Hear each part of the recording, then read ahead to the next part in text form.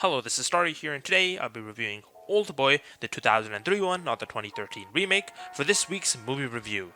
This movie was released in 2003, as the title implies, directed by Park Chan-wook, stars Kang Hee-jung, Choi Min-sik, Yoo Ji-tae, along with many more.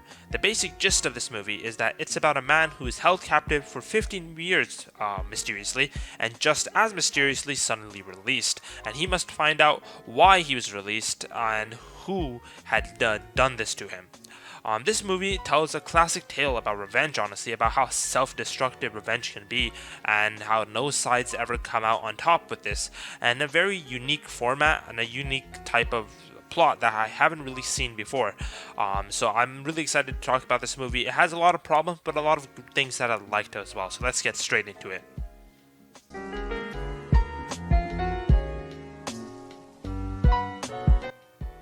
So, starting off with the story, the first thing I would like to say that this movie is quite messed up, especially with the topics it handles and deals with. Yeah, if you don't have a strong stomach, I wouldn't advise you to watch this movie. As well, this movie is quite depressing, not in the way that The Road was that I reviewed last week, but in a more sense of that when you get to revenge, there's nothing really there to benefit from, you know? And that one quote I think perfectly fits this movie. When you laugh, the world laughs with you, but when you weep alone. Truly an amazing quote. And this brings me to my biggest pro of this whole movie is that the ending was an absolute masterpiece. I love this ending, like the whole twist and everything. And when the credits started rolling, I just stood there for like a good 2 to 3 minutes, just processing what had happened and just admiring how great of an ending that was. Truly one of the best. Like if I would ever make a list on like the best endings in film, Oldboy would definitely be up there.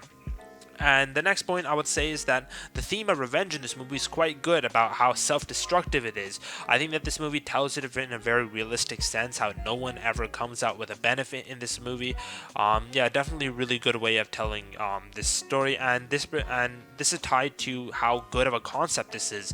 I really enjoyed how the story was told about he was suddenly captured and then released, and he must find out who did it to him, and this whole mystery type deal.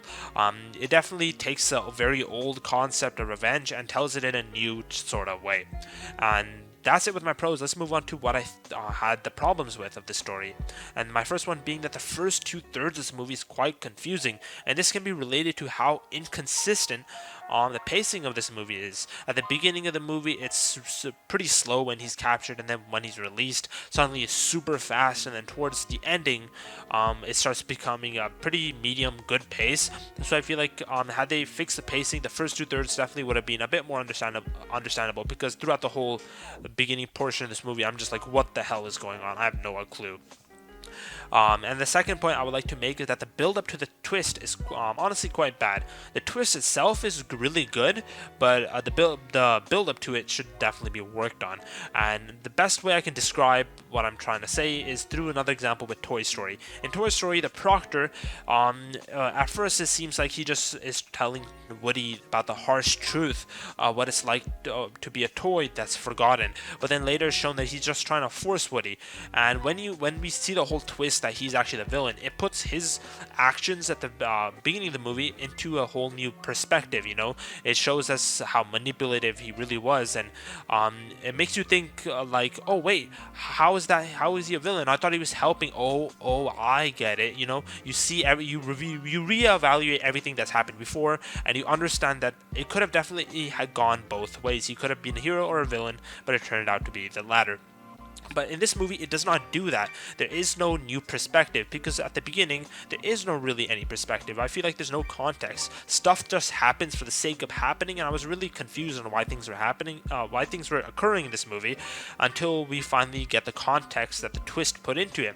And I definitely enjoyed what the twist did with it, but I definitely feel like they should have had a bit more reason for happening at the beginning. You get what I mean? And my last point that I would like to make for story is that this movie is just really unsure of what it wants to be. Is it an action movie? Is it a thriller? Is it a mystery? Is it horror? I'm not sure what it is. And this is probably the main point that's stemming from this movie, the patient zero of all the problems, because from this one point, I feel like this whole movie kind of falls apart in different areas, such as the pacing and the first 2/3 confusing, and the build up to the twist, and all the other points that I'll mention after in the character section as well. I feel like it all stems from this one issue. Either way, that's all I really have to say with story. Let's move on to characters.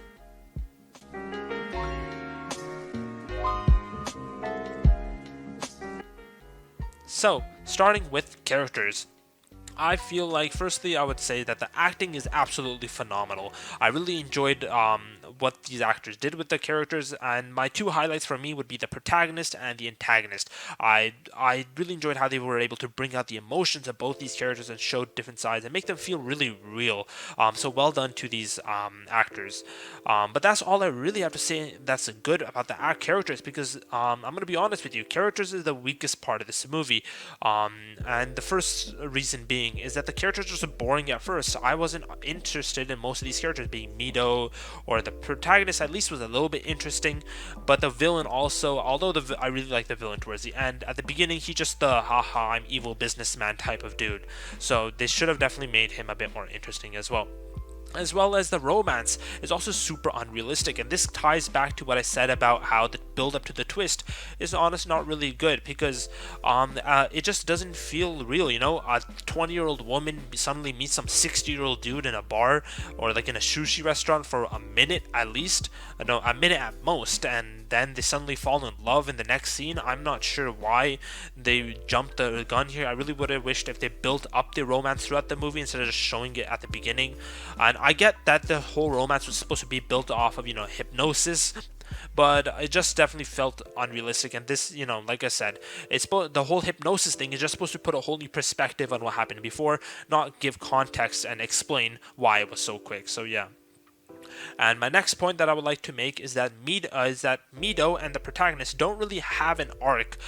The protagonist had somewhat of an arc at the beginning about his revenge, but then towards the end, the revenge kind of gets forgotten in favor of the twist. And I really would have wished they had kept it, or if they wouldn't have kept it, at least go for a different type of arc, such as being remorse or being remorseful for your actions.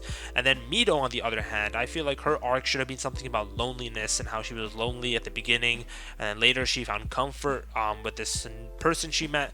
I feel like that would have been a good arc for her. Either way, that's all I really have to say for characters. Definitely, for sure, the weakest part of this movie. Let's move on to cinematography.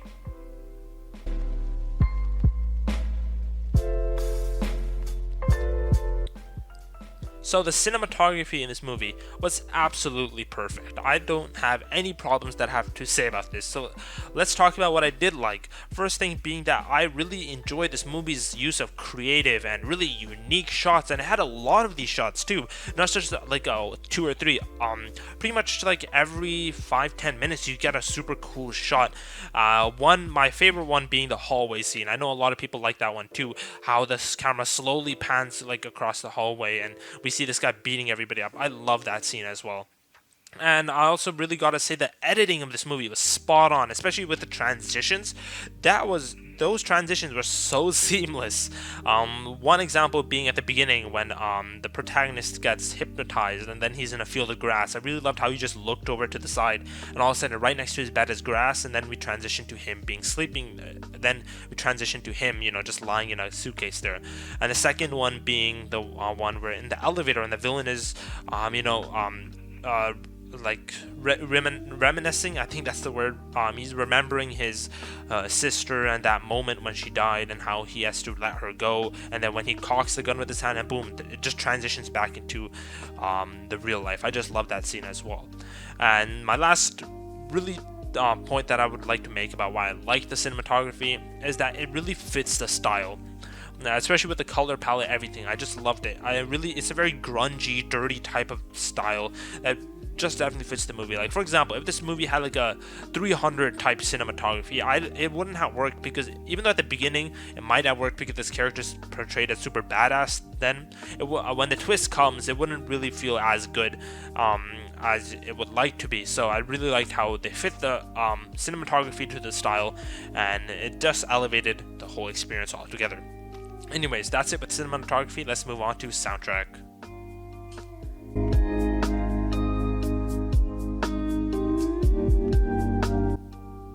So for the soundtrack, it was honestly purely amazing. I loved it. And this is one of those few cases where the soundtrack actually elevates the scenes it's in.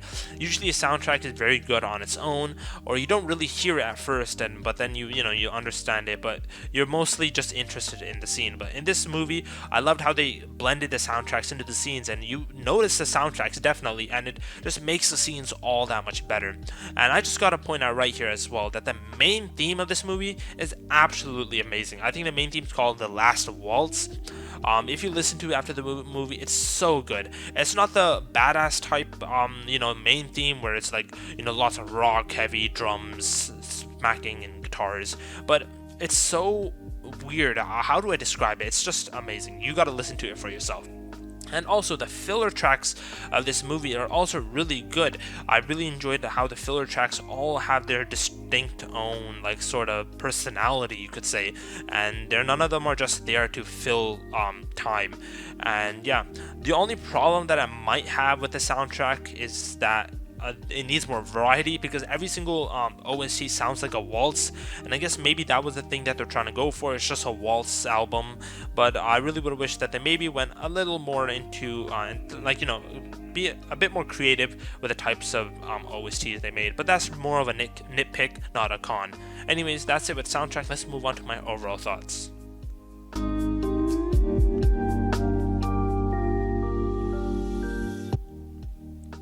So overall, my pros of this movie is I really enjoyed the ending. I think it was a masterpiece, and I also enjoyed the theme of revenge as well as the concept that this movie is based off of. I also enjoyed the acting as well as the creative and unique shots and the transitions that the editor had made, as well as how the cinematography in this movie fits the style. And in terms of soundtrack, I also thought that the soundtrack just elevates the scenes that it was in, as well as the main theme, The Last Wall, is absolutely amazing, and the filler tracks are just good in and of themselves. My cons for this movie, however, would be that the first 2/3 of the movie are really confusing. The pacing is really super inconsistent, and the twist just doesn't have that build up that it needs to have.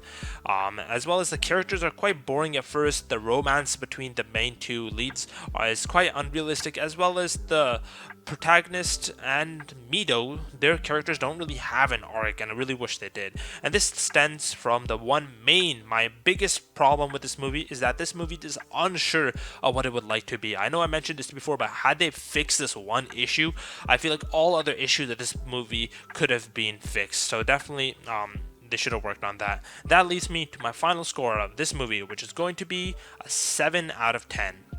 And along with an extra award, the music award, because like I said, I really enjoy the soundtrack, and I have added it to my playlist. So I wouldn't have given this movie like an 8 out of 10, because like I mentioned, this movie has a lot of pretty big issues with pacing and the twist and like the characters especially, so I can't really give it anything higher than a 7, but I can't give it a 6 either, just because of how great the cinematography, soundtrack, as well as that ending is. I feel like those three instantly warrant 7 out of 10 or above. So yeah, I would recommend this movie if you like revenge type movies, if you like a movie that has a really good twist in it, as well as movies that are quite messed up. And honestly, if you're the type of person that don't care if the movie has a happy ending or not, as long as the movie portrays some sort of message, this movie is also the type for you. Anyways, that's it with what I have to say about this whole review. Let me know what you think in the comments below, and I guess I'll be signing off for this video. Bye.